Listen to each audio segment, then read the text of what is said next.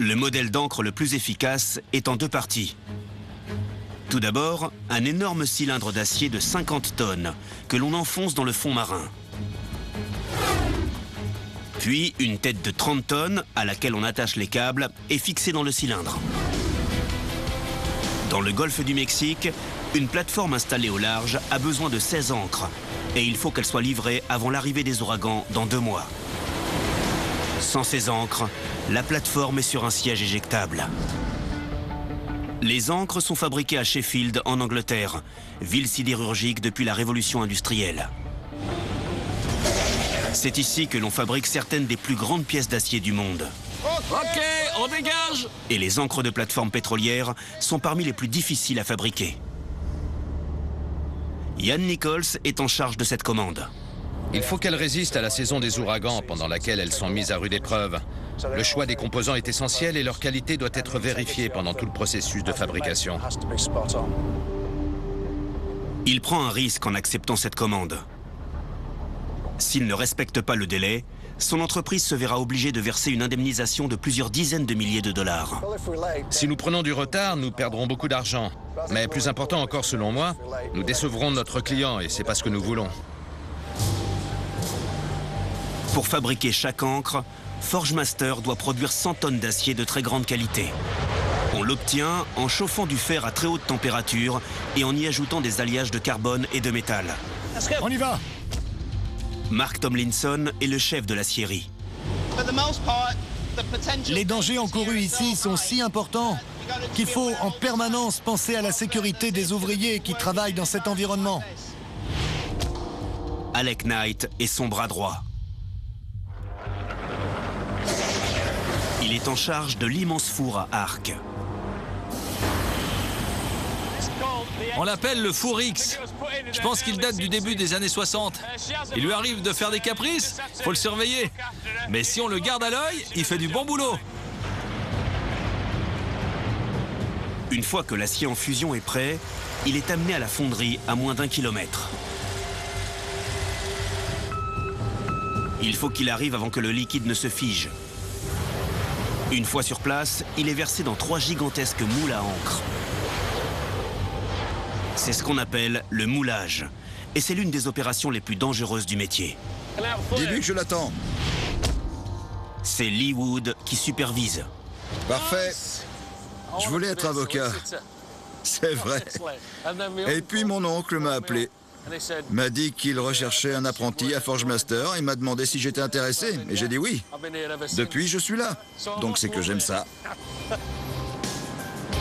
Une fois coulé, il faut 1 semaine à l'acier pour se solidifier dans le moule. Ensuite, on le démoule. Il subit un traitement thermique, il est usiné et testé. Il faut au moins 3 semaines pour fabriquer une encre de plateforme. Pour en faire 16 dans les délais impartis, Je l'ai. il faut que la première encre soit coulée aujourd'hui. L'aciérie de Forgemaster a près de 80 ans. C'est un monument de l'industrie lourde. D'énormes ponts roulants se dressent au-dessus des nuages de fumée, tandis que plus bas, des fosses d'acier en fusion bouillonnent.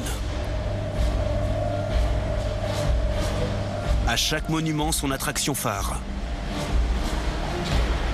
Le four X. Il a 52 ans et il a son caractère. C'est là qu'on fait fondre plus de 100 tonnes de fragments de métal pour chaque encre.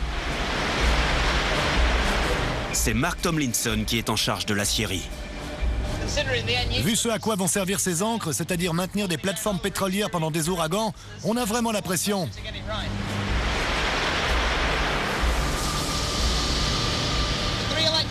Les 3 électrodes que vous voyez là sont faites en graphite, qui conduit l'électricité. Tous les fils ici transmettent le courant dans les électrodes et chacun produit une petite étincelle entre l'électrode et l'acier. Et c'est la chaleur créée par cette étincelle qui fait fondre l'acier. À pleine puissance, le four X utilise assez d'électricité pour illuminer la ville de Miami.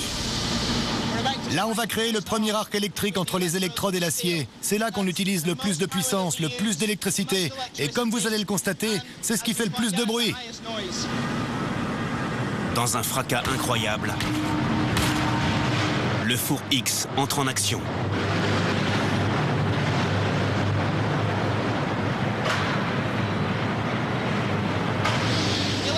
Ce qu'on entend, ce sont les décharges électriques.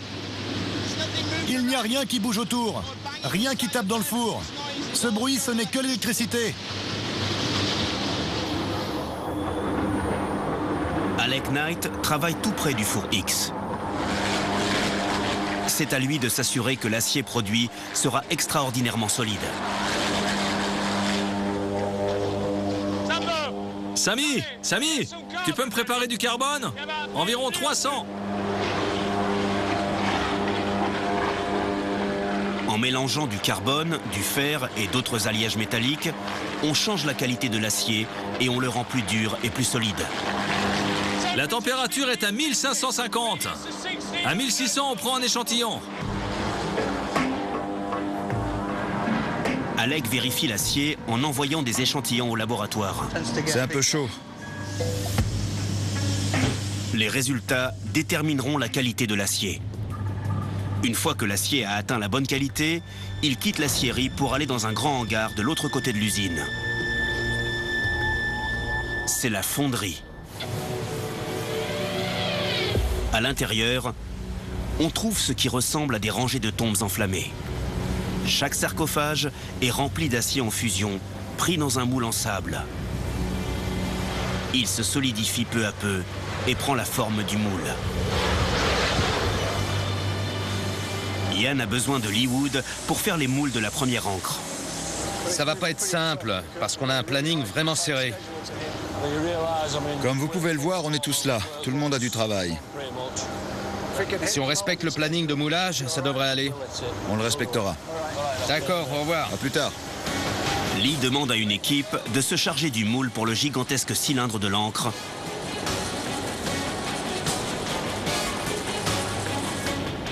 Puis à une autre de se charger des 2 moules nécessaires pour faire la tête. J'essaie de perdre du poids. C'est à cause des sandwichs. De retour à l'aciérie, le four X a fait son travail. Il contient maintenant 100 tonnes d'acier en fusion de haute qualité qui sont prêtes à être déversées. Il est prêt. Il chauffe à près de 1600 degrés. On l'entend bouillir. L'acier en fusion va être versé dans une gigantesque poche résistant à la chaleur. C'est ce qu'on appelle la coulée. Une fois fondu, il est essentiel de couler l'acier très vite. Il faut tout de suite fondre, tester, raffiner et couler.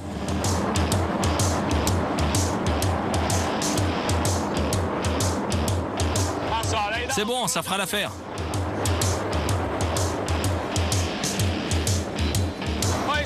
On est un peu débordé. C'est dingue cet après-midi. Tout arrive en même temps. On a les poches qui reviennent. Le four est prêt, donc il faut tout faire en même temps, là. Verser l'acier est dangereux. Il commence par nettoyer les portes chauffées à blanc.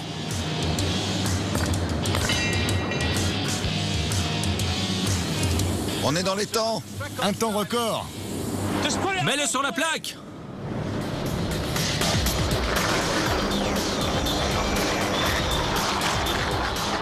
Bon, on est prêt à verser. Dès qu'il verse l'acier, celui-ci commence à refroidir. Et la course contre la montre commence.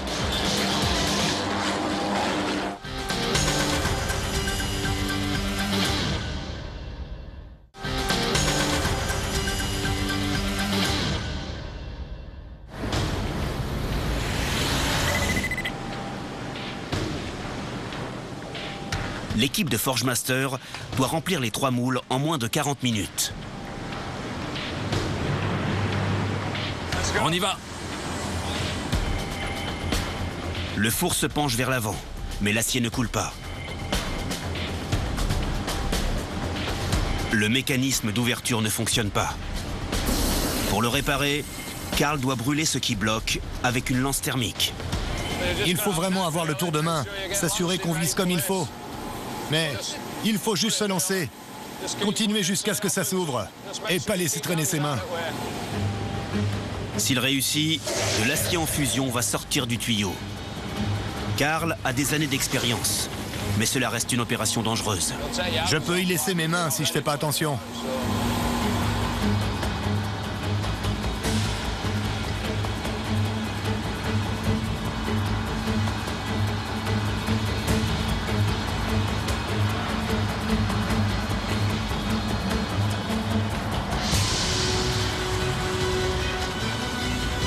Ok, il y va, il y va.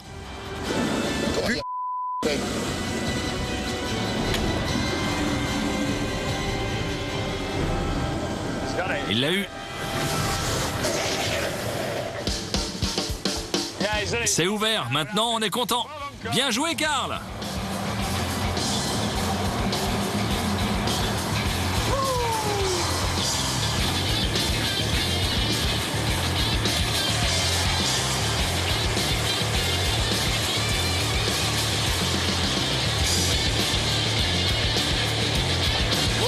Encore plus. C'est bon.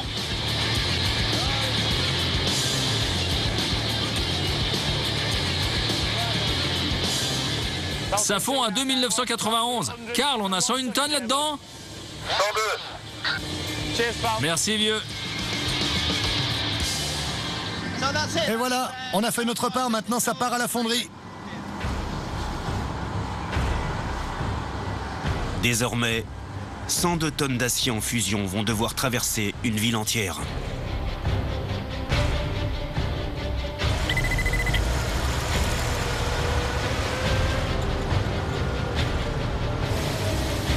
L'acier, chauffé à 1600 degrés, traverse la rivière Don.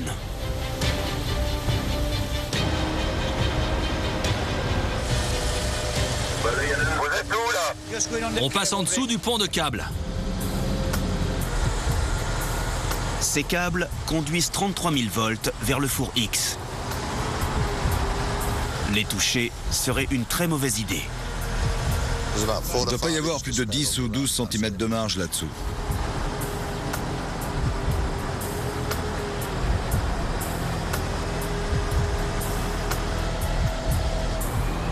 Ensuite, ils doivent traverser une rue très encombrée.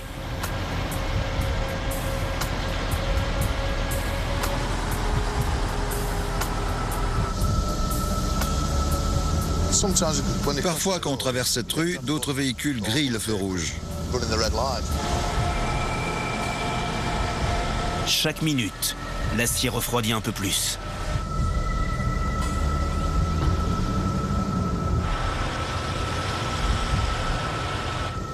Comment est la température, Taf? On est à 80 degrés, c'est pas mal. Il leur faut 10 minutes pour atteindre la fonderie. Là, l'acier en fusion sera versé dans les 3 moules à encre. Chris Witzel vérifie la température à l'aide d'un énorme thermomètre. 1608 degrés. On perd 2 degrés par minute. Le temps presse. Lee, en charge du remplissage, aligne la poche de coulée avec l'ouverture du moule. C'est bon, tiens-le là. S'il fait une erreur, l'acier en fusion se répandra sur le sol de la fonderie. Laisse-le là, laisse-le là. Il se glisse sous la poche de coulée. 100 tonnes d'acier brûlant sont suspendues au-dessus de sa tête. Vous êtes prêts? Ouvre. Attends. Plus bas. Plus bas. Plus bas. L'acier se déverse dans le moule. Vas-y!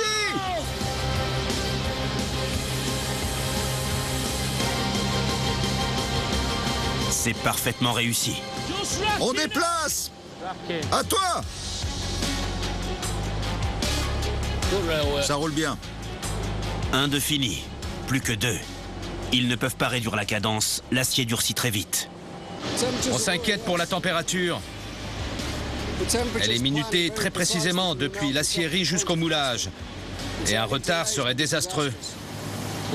Plus bas, recule. Et c'est exactement ce qui arrive quand une équipe de soudeurs fait arrêter la poche. Ça là, faut aller leur dire d'arrêter de souder. Pourquoi? Parce que quand ils soudent, ils en ont rien à f***. Pas vrai? Va leur dire d'arrêter le temps qu'on remplisse. Ça va éblouir mon conducteur de pont roulant. C'est le plus gros remplissage de la soirée. Bouge le rail sur 30 cm. 50 tonnes d'acier en fusion doivent être déversées dans le moule pour la base de l'ancre. Mais Lee semble avoir du mal à aligner les ouvertures. Attends. Par là. Arrête.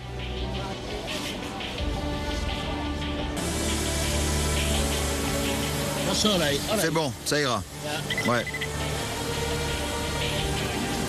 C'est bon, c'est bon. C'est bon.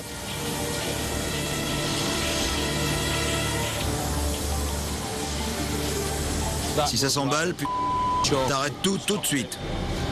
Ouvre! L'alignement a pris du temps et les ouvertures se sont scellées. Chaque seconde perdue fait que l'acier se durcit un peu plus. Mais il y a maintenant un autre problème. Et la lance n'est pas branchée. J'ai pas de courant dans la lance. Va de l'autre côté. C'est la maintenance qui va s'occuper de ça.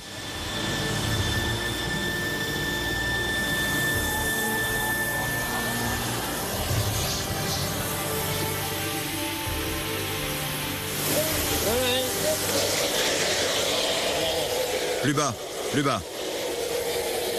Attends. Plus bas. Plus bas, plus bas.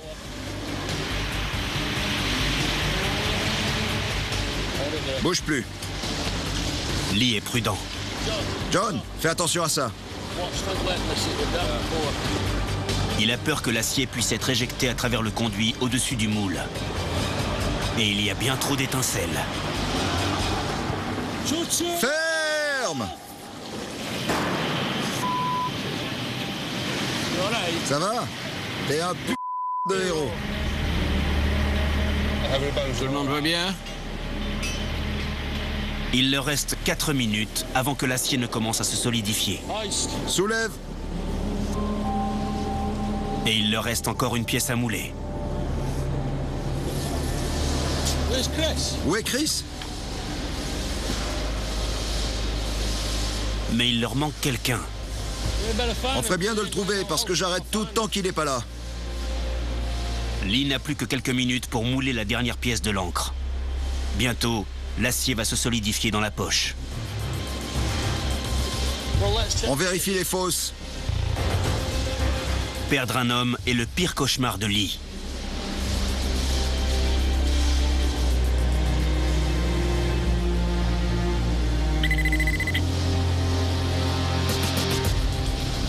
Où il est?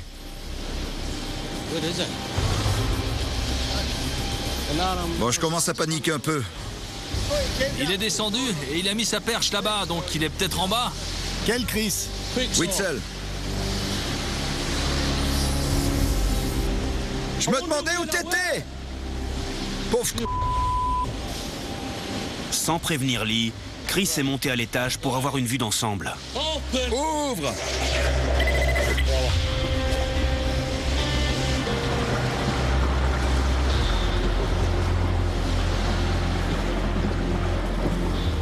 Il en faut plus. Génial. On relève.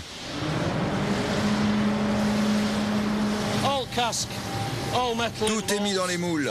Tout le monde va bien, on a bien bossé. J'ai une équipe fantastique, vraiment. Ils savent beaucoup de choses, ils travaillent ici depuis longtemps. Ce sont des hommes d'expérience. Je fais confiance à chacun d'eux. C'est génial. Ok, on ouvre la porte.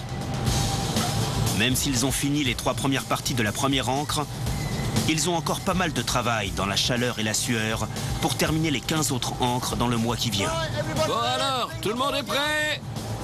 On sort la bête. Et voilà.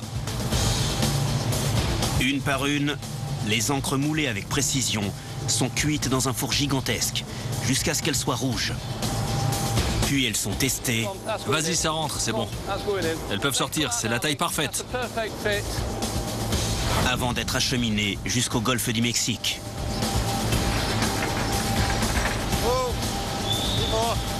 les plateformes pétrolières situées dans la zone des ouragans seront des endroits plus sûrs grâce au travail acharné et au dévouement de ces sidérurgistes.